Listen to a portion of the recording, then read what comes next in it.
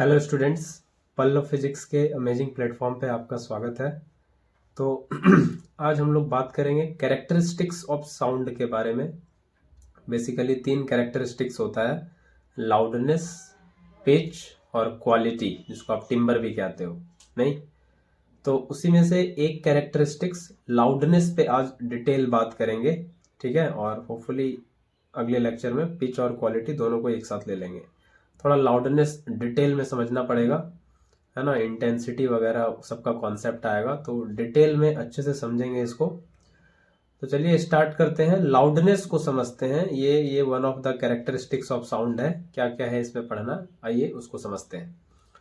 तो क्या होता है लाउडनेस, है ना। लाउडनेस क्या होता है? तो लाउडनेस साउंड का वो कैरेक्टरिस्टिक्स है जिससे आप डिस्टिंग्विश कर सकते हो, है ना, डिफरेंशिएट कर सकते हो लाउडर साउंड को फेंटर साउंड से, है ना।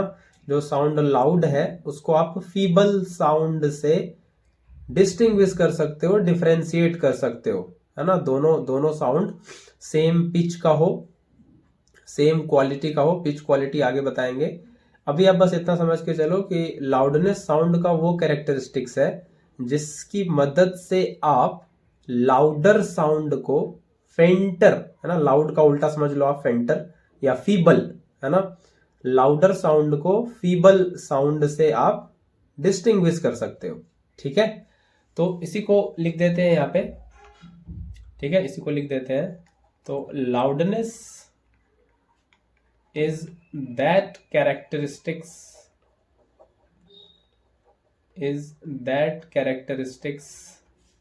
of sound wave by which one can distinguish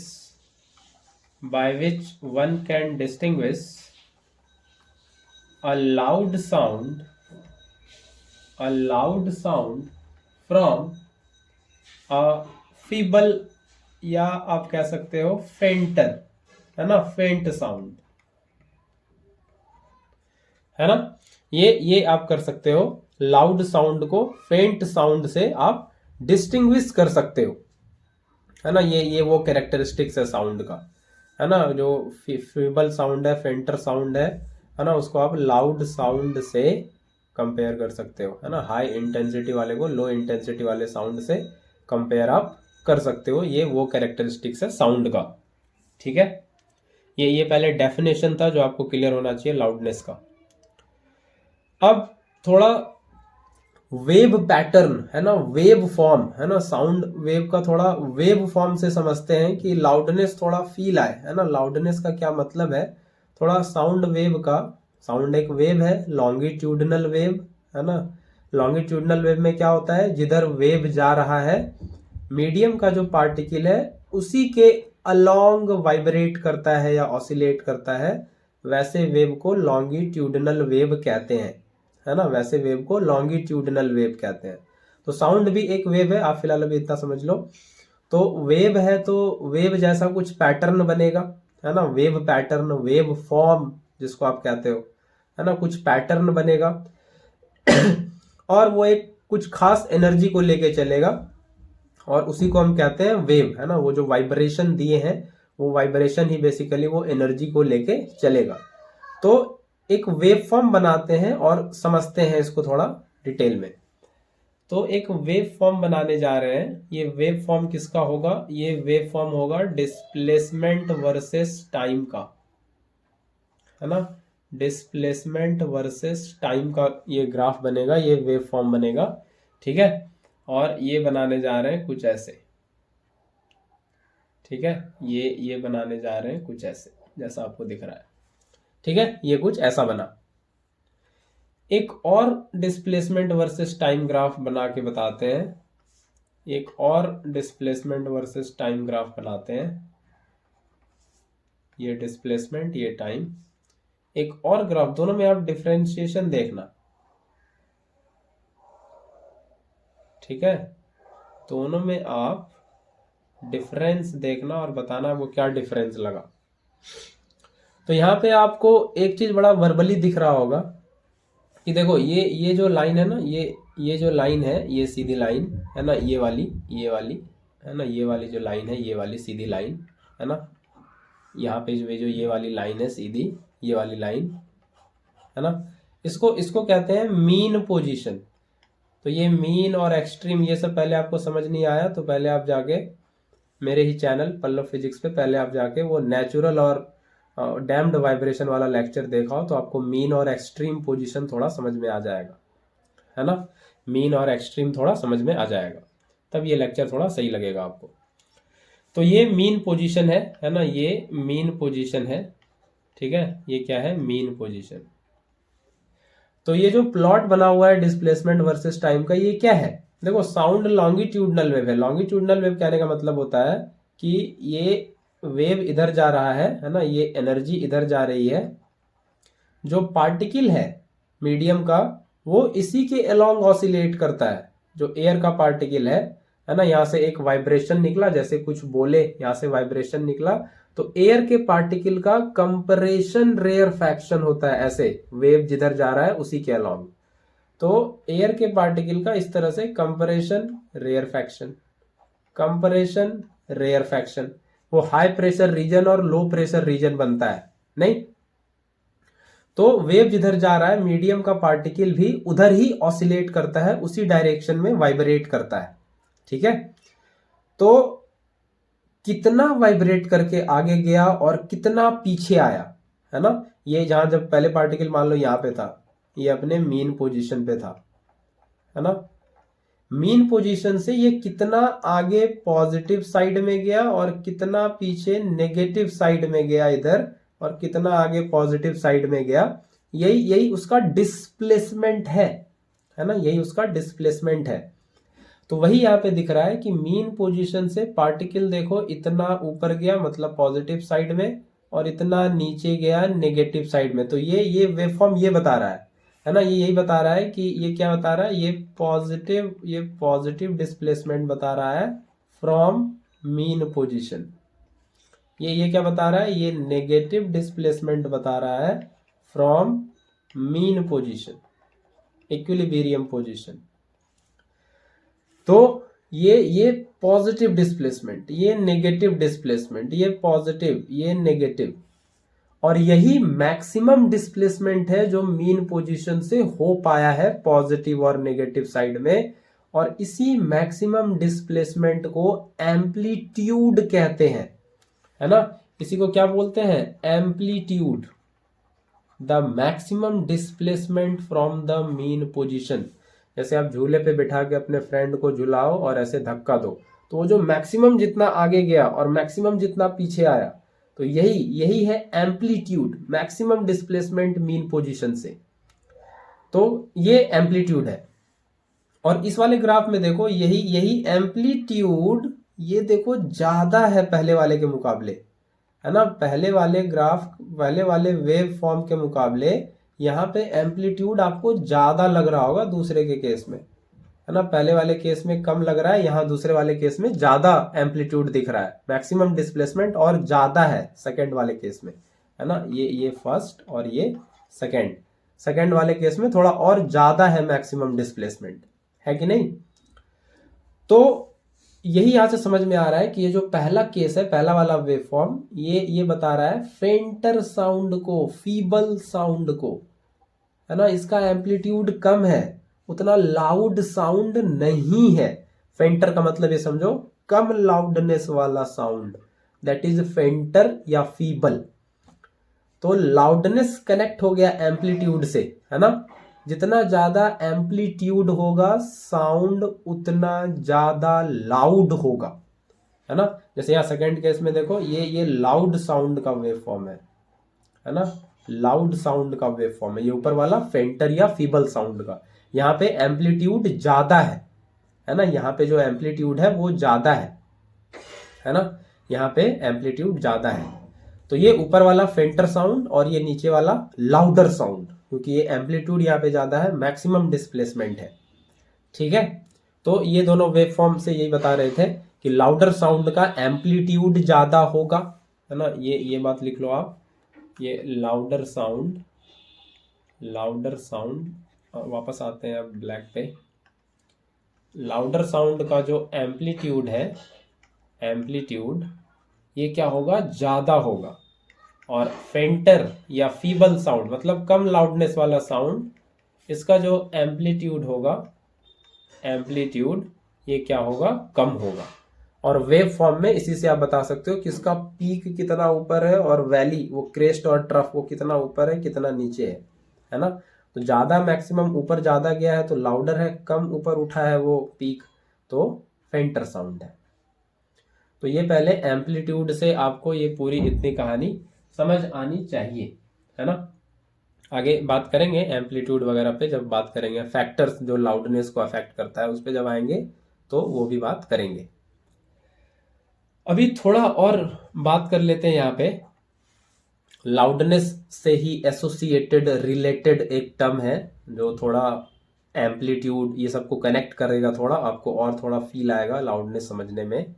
एक और टर्म पे बात करना होगा और वो है इंटेंसिटी ऑफ साउंड, है ना। इंटेंसिटी पे बात करना होगा। तो लाउडनेस पे अगर आप बात कर रहे हो तो इंटेंसिटी पे बिना बात किए काम चलेगा नहीं। इंटेंसिटी ऑफ साउंड वेव, इस पे भी बात करना होगा, है ना। Intensity of sound wave. तो इंटेंसिटी पहले समझ में आना चाहिए क्या होता है, व्हाट इज इंटेंसिटी। तो इंटेंसिटी होता है, ये साउंड वेव की बात कर रहे हैं तो ठीक है, साउंड वेव साउंड एनर्जी, है ना, ठीक है वो। लेकिन इंटेंसिटी हम किसी भी चीज के लिए बात कर सकते हैं, लाइट के लिए भी बात करते हैं, ऑप्टिक्स जब आप पढ़ोगे 11th में, तो 12th में 11th में नहीं, तो इंटेंसिटी वहां पे भी बात होती है ना। इंटेंसिटी लाइट के लिए भी बात होती है, लाइट की इंटेंसिटी, है ना। बोलते हो ना इस लाइट का इंटेंसिटी बहुत ज्यादा है, इस लाइट का इंटेंसिटी कम है, डिम जल रहा है। बहुत जो ज्यादा इंटेंस होता है ज्यादा ज्यादा ब्राइटनेस देता है ना। तो इंटेंसिटी वहां भी आप समझते हो, ब्राइटनेस और डिम। यहाँ पे लाउडर और फेंटर, है ना, साउंड में लाउडर और फेंटर, लाइट के केस में ब्राइटनेस और डिम, है ना। तो उसी तरह से तो क्या होता है इंटेंसिटी, पहले ये समझ में आना चाहिए। तो इंटेंसिटी होता है कितना एनर्जी पर सेकेंड, है ना, कितना एनर्जी पर सेकेंड किसी एरिया से नॉर्मली पास हो रहा है या किसी एरिया पे नॉर्मली गिर रहा है, उसी को कहते हैं इंटेंसिटी, है ना। वो साउंड एनर्जी हो, लाइट एनर्जी हो, हीट एनर्जी हो, जो भी हो, कोई भी एनर्जी हो, ये सब एनर्जी है। तो sound is a form of energy which gives you sensation of hearing, light is a form of energy which gives you sensation of site, ये सब आप पढ़ते हो।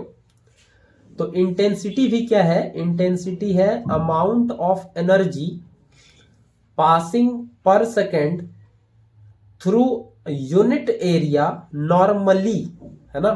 तो इंटेंसिटी बेसिकली होता है, मैथमेटिकली आप समझो, ये energy passing normally through a unit area A and in per second, in 1 second, in unit time, E upon AT।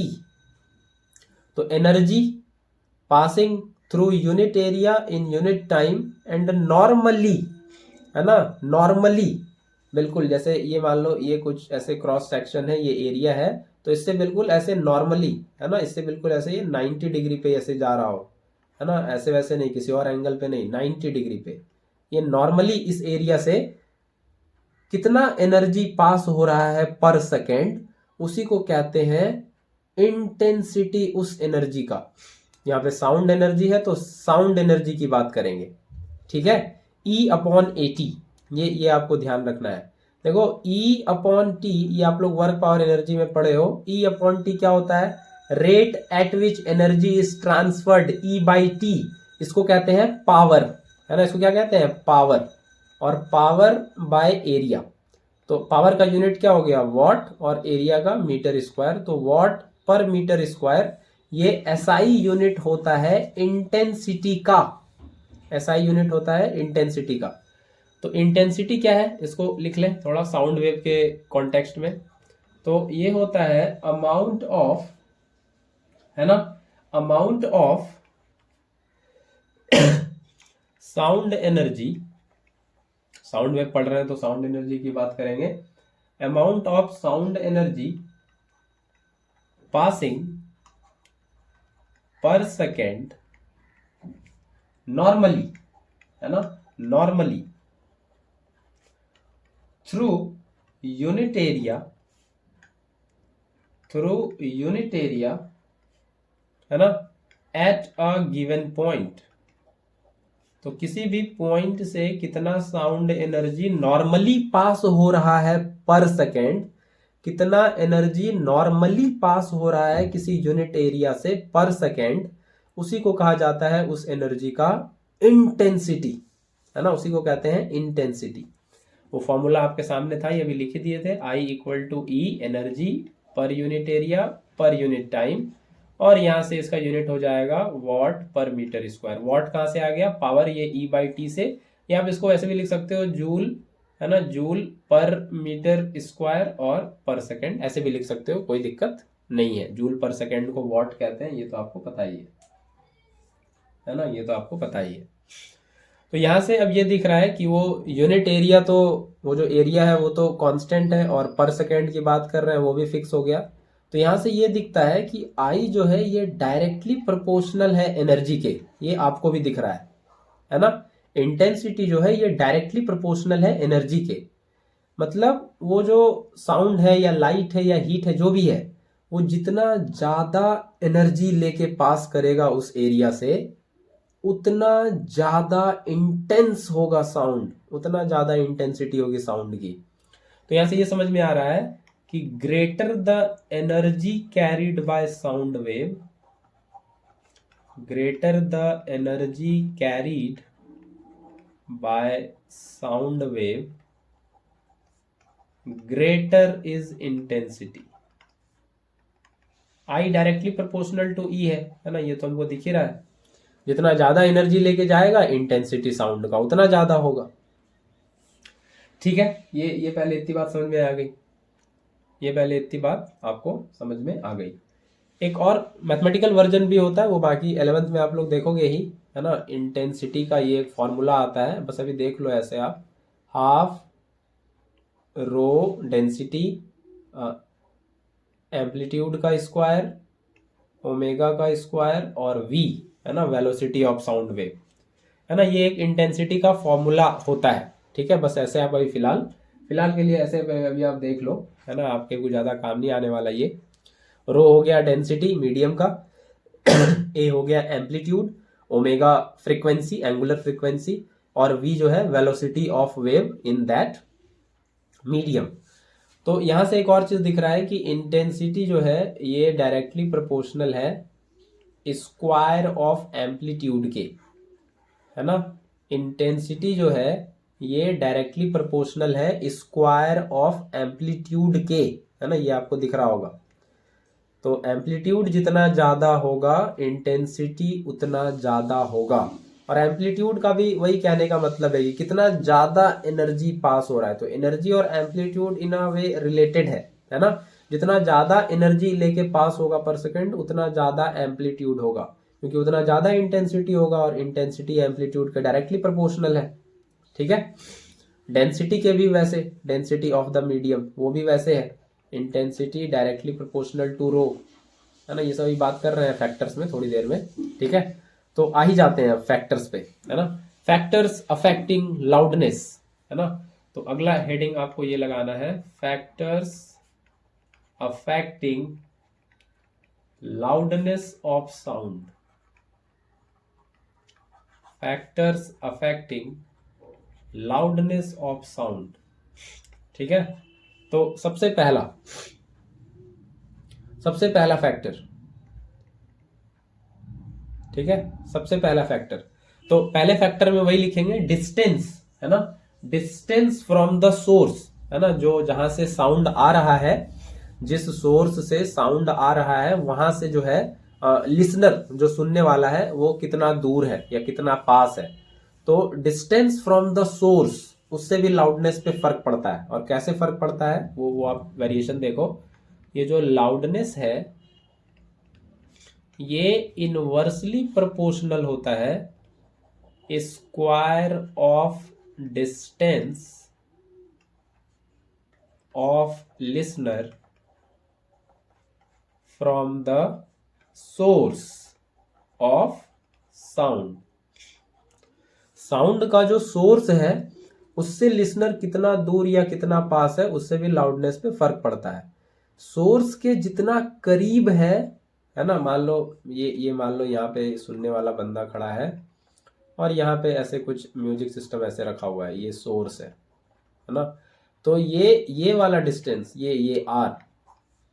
अब बताओ ये आर जितना कम होगा, मतलब वो आदमी जितना करीब होगा उस म्यूजिक सिस्टम के, उतना ज्यादा उसको लाउड साउंड सुनाई देगा, है कि नहीं? ऑब्वियस है। और जितना दूर होगा साउंड धीरे धीरे फेंटर होता जाएगा, है ना, फीबल होता जाएगा। तो इसीलिए इनवर्स रिलेशन है कि ये इस स्क्वायर ऑफ ये आर जो डिस्टेंस है, ये जितना कम होगा, है ना, डिस्टेंस जितना कम होगा, मतलब सोर्स और लिसनर जितने पास होंगे लाउडनेस उतना ज्यादा होगा। यही तो है इनवर्स रिलेशन कि आर जितना कम लाउडनेस उतना ज्यादा, और आर जितना ज्यादा लाउडनेस उतना कम। इनवर्स रिलेशन है, एक घटेगा तो दूसरा बढ़ेगा। यही तो होता है इनवर्स रिलेशन का मतलब। तो यहाँ पे भी वही कहानी है। तो आर जितना कम होगा, मतलब डिस्टेंस जितना कम होगा, लिसनर म्यूजिक जहां बज रहा है उसके पास जितना होगा, लाउडनेस उतना ज्यादा होगा साउंड का, है ना। तो ऐसा क्यों, ये थोड़ा समझ लेते हैं। तो देखो कि ये जो साउंड यहाँ से सोर्स से निकल के आपके कान में आ रहा है, आपके ईयर ड्रम पे आ रहा है, तो ये चल के आएगा। ये यहाँ पे क्या है, यहाँ पे एयर है ना। यहाँ पे क्या है, ये बीच में क्या है, एयर है ना। एयर नहीं तो जाएगा भी नहीं, है कि नहीं?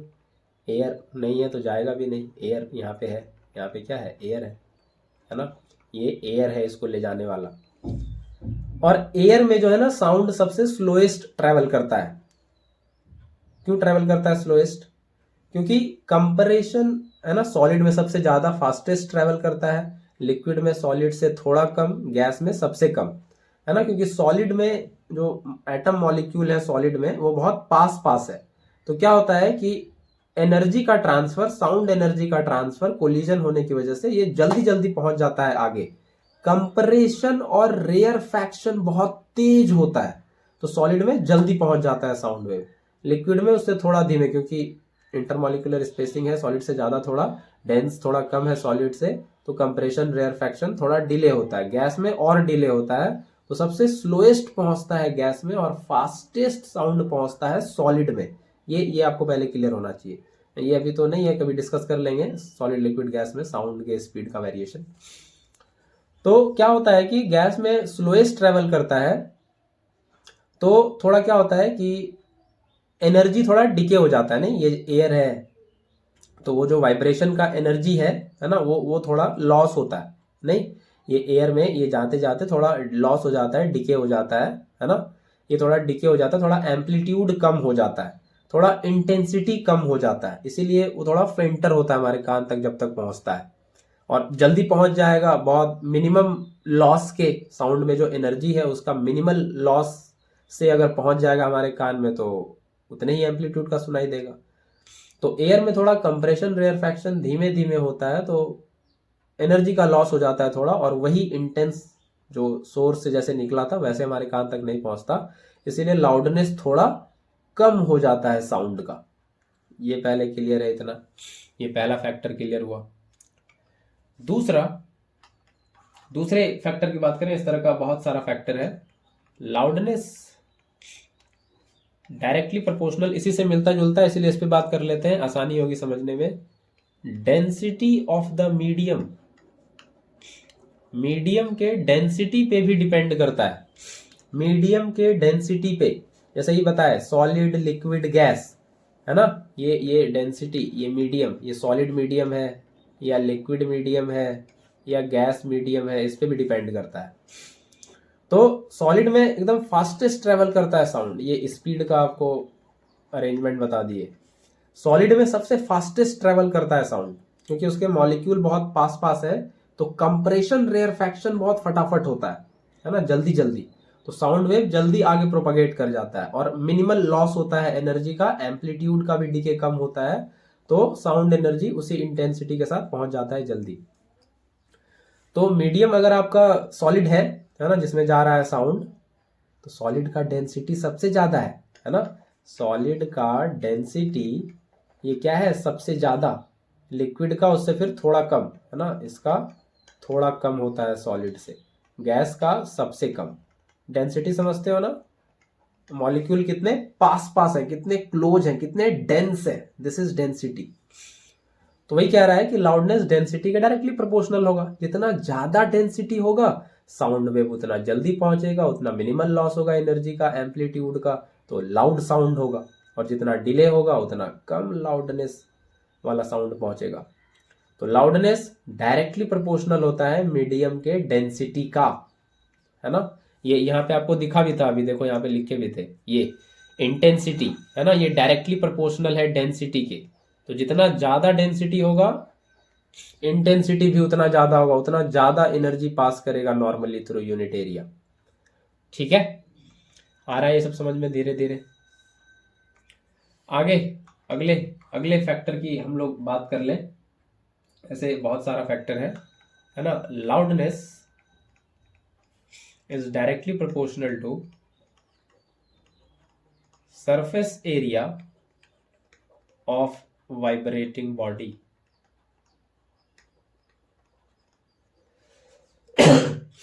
जो वाइब्रेटिंग बॉडी है उसके सरफेस एरिया पे भी डिपेंड करता है लाउडनेस। सरफेस एरिया जितना ज्यादा होगा, देखो डायरेक्टली प्रोपोर्शनल है।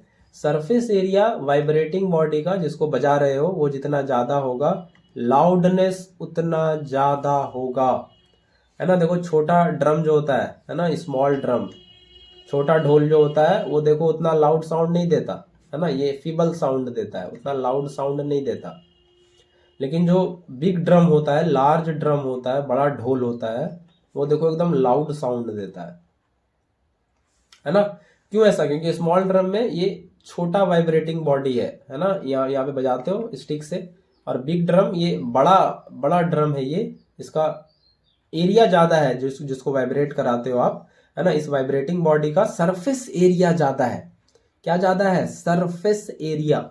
तो क्या हुआ सरफेस एरिया ज्यादा है तो सरफेस एरिया ज्यादा है, इसको जब आप बजाओगे तो इससे जो वाइब्रेशन प्रोड्यूस होगा, वाइब्रेशन प्रोड्यूस होगा मतलब एनर्जी जो आएगा बाहर, वो ज्यादा से ज्यादा एयर मॉलिक्यूल को डिस्टर्ब करेगा, है ना। तो इससे बड़े वाले ड्रम से जब वाइब्रेशन बनेगा वो ज्यादा से ज्यादा एयर मॉलिक्यूल को वाइब्रेट कराएगा, ज्यादा से ज्यादा। तो जितना ज्यादा एयर मॉलिक्यूल वाइब्रेट होगा उतना ज्यादा लाउडनेस होगा, नहीं उतने ज्यादा लोग रहेंगे वो एनर्जी को लेके जाने के लिए, है कि नहीं। तो लाउडनेस जितना ज्यादा होगा, sorry surface area vibrating body का जितना ज्यादा होगा तो वाइब्रेशन उतना तगड़ा होगा, है ना। और वो वाइब्रेशन बेसिकली क्या है? एनर्जी।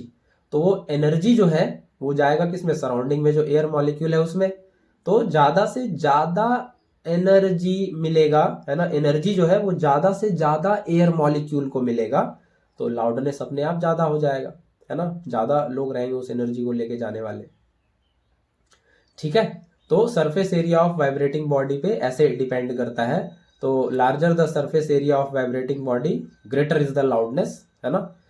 तो because more and more energy will be transferred to the surrounding air molecules, है ना।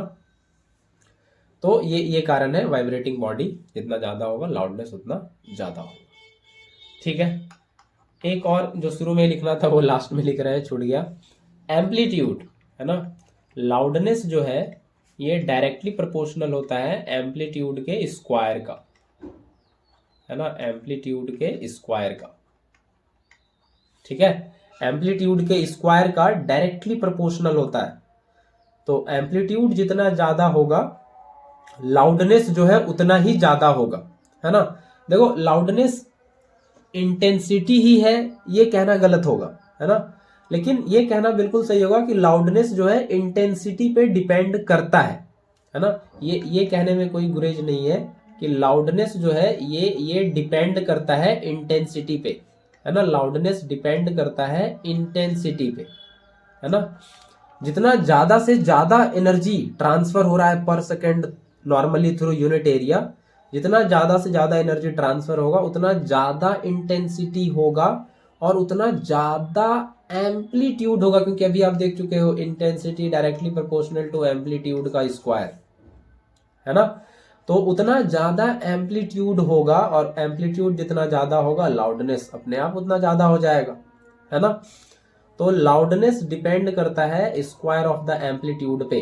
तो एम्पलीट्यूड जितना ज्यादा लाउडनेस उतना ज्यादा, है ना, उतना ज्यादा से ज्यादा एनर्जी ट्रांसफर होगा पर second through unit area normally, है ना।